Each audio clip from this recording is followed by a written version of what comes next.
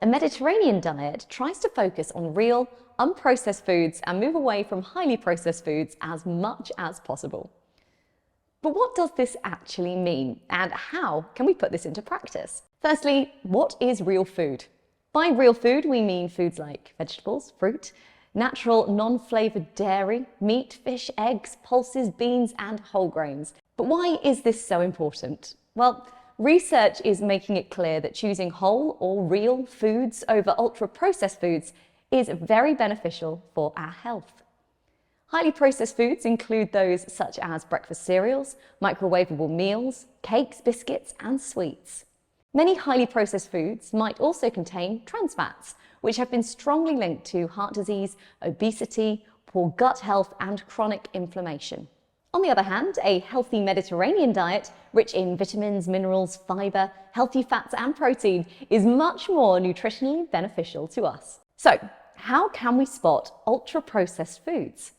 Well, the easiest way to spot ultra-processed foods is to look on the food label. Turn over the packet to look at the ingredients list. Does it list many different ingredients, some of which you don't recognise?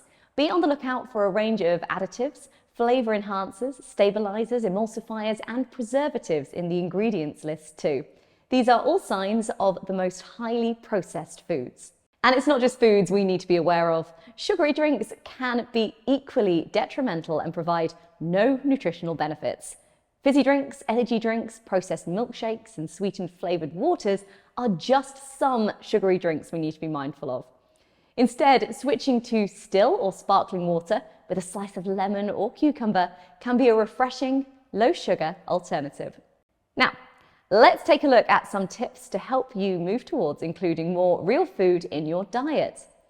Now, the main thing is to take it at your own pace. It can be overwhelming to change too much at once. So, gradually swapping out some highly processed foods for a real food alternative can help make the healthy changes stick. Secondly, replace, not remove. No one wants to feel deprived of something. So instead of just cutting highly processed foods out of your diet, try and find a healthier alternative to replace it with. Start with some simple swaps. Whether that's swapping milk chocolate for darker chocolate, swapping crisps for some delicious olives, or sugary ice cream for some fresh berries with a little cream or full-fat yogurt. Next, try cooking from scratch where possible. The advantage of cooking from scratch is that you know what ingredients are going into a meal, so you can be mindful to include as many real foods as possible. And finally, get the whole family involved. Some people find it difficult to avoid highly processed foods if they're still in the cupboards at home, so removing them from the house altogether might be more effective. Sometimes we buy highly processed foods more out of habit than anything else.